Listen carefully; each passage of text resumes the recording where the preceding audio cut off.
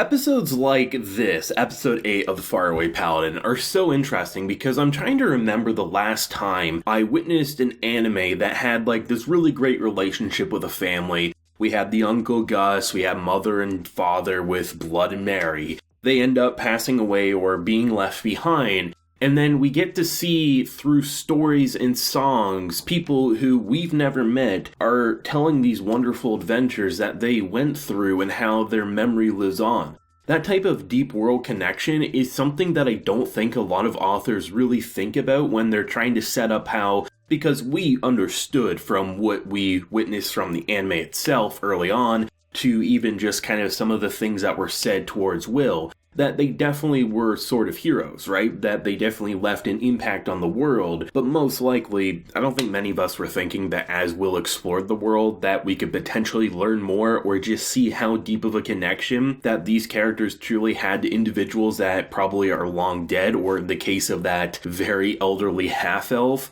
the fact that she's still waiting to pay back her saviors. Holy shit. This is honestly, I think, one of the best moments of this anime to date. Don't get me wrong, out of the 8 episodes, there's a lot of really great ones to pick from, moments that want to make you cry to just funny moments. But I think the idea of when B was kind of just saying the song of the 3 heroes and how it's a very basic story, and honestly probably most people who hear it assume it is just that, a story, because, sometimes you hear those folklore tales and you just chalk it up to something someone wrote. But there is something in the back of your mind that says, what if that is based on some form of reality? And the idea that this young man he wants to protect his love and, little pocket change, sell me as a slave, I want whatever it takes for you to take down this giant beast. And ultimately, they take up the offer, Gus and Mary kind of like almost trapping it, and then Blood comes in and cuts off the head. And the idea of giving him a dagger and giving them money and then kind of saying like it's more of a loan, that someday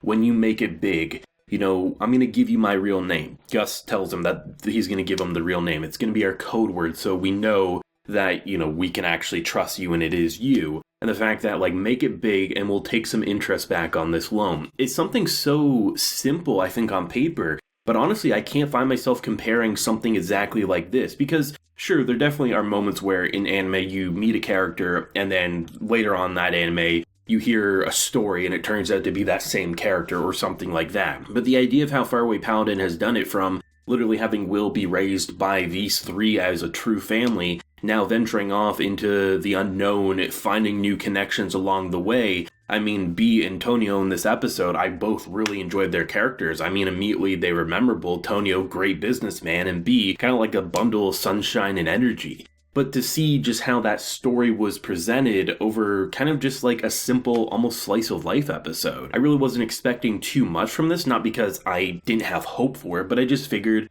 the type of episode we were setting up, it would be more of a slice of life wandering episode, which perfectly fine. I'm not looking at this show to be something that's constantly action-packed or, oh my god, someone's about to die, but more so, that's just the theme I thought we were going to have. And then they dropped that 3 hero story on me, and I'm like, okay, this is exactly what Will needs to hear. It's probably too good to be true. I highly doubt we'll actually get to, have Will meet up with that half-elf, but it'd be nice if maybe in a season 2, if we do get to see it, maybe they would, because it's one of those things that there's probably so many people out there that met these 3 wondering what happened to them if they lived a good life, this or that. And now, we have Will who might be able to maybe let some of those people have peace of mind who hope that they did have a good life, all things considered. And that's what's really cool about the Faraway Paladin is, I think on paper and at face value, a lot of what you see, you probably assume, at least, before you start watching it, that is, it's not all that different, it's not all that original, but the author really knows how to break it down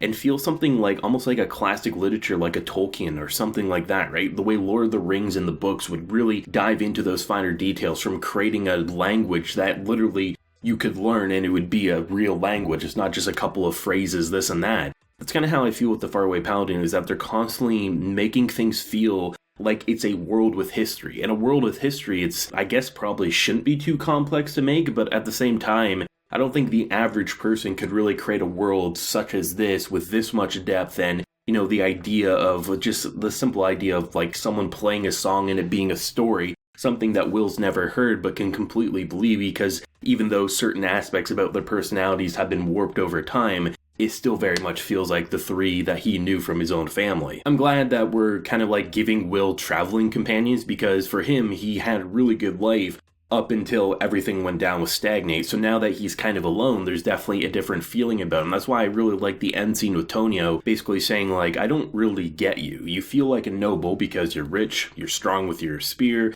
everything about you feels like a very powerful warrior.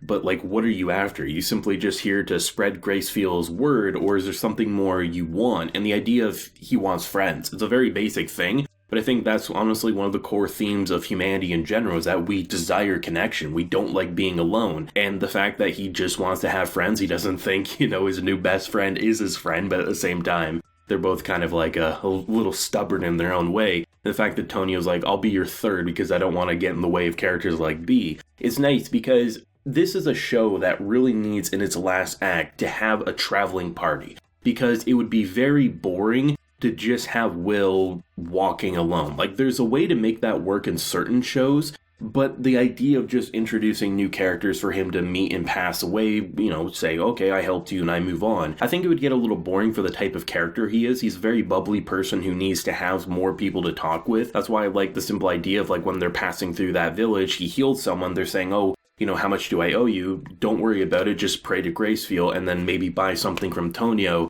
to show him thanks or something like that. It's just really nice to see how they're going so into those finer details to make things that are probably normally pretty boring for people. Usually for myself, I like them, but I get where people are coming from when they criticize it as being boring, like not much is happening. But episodes like these, I don't think is going to have that issue, from the emotional stuff with the family to just really introducing two new characters. And I love the idea that sometimes Will doesn't need to fight and he can keep, blood training in his mind. If an animal's looking at you, don't break eye contact. As soon as you do, it's going to attack you. And as we saw, it just walked away because it knew Will meant business and he didn't want to deal with it. I mean, now with the cliffhanger that we enter the port and we're getting a little bit of a tease of what's going on with the nobility. Great King passes away, the new one not really up to par. Kingdoms are considering invading. We got this other guy who's apparently pretty strong and might be able to keep the peace. I have a feeling they might be able to end on maybe a sort of explosive ending, potentially with kingdoms invading. Maybe Will be able to advise and help. Not sure if they're going to go completely in that direction, but you see the possibilities with how they might be able to go with that.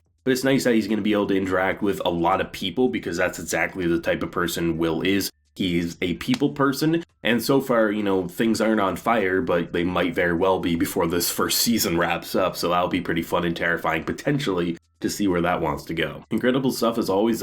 We had to wait a week for this episode because, recaps happened to help the production finish without too many breaks, and honestly, the wait was worth it. I loved this episode. It was so good. I love the song that they played when they were telling the stories. Just good stuff all around, but the show doesn't disappoint. But let me know your thoughts, feelings down below. Leave a like if you enjoyed and subscribe if you're new around here. So until next time, everyone, please take care and have a good one.